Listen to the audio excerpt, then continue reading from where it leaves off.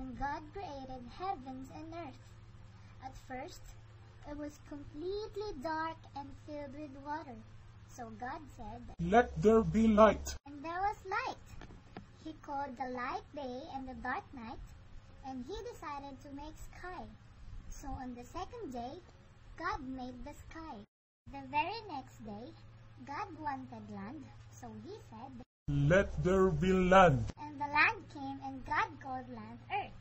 The earth looks beautiful, but God wanted it to look even better.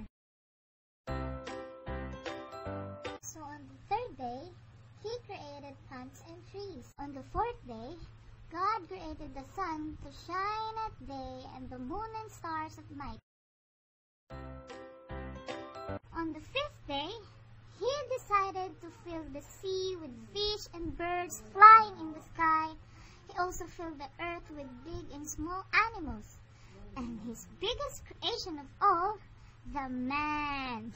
He said man would stand up tall and also have a soul.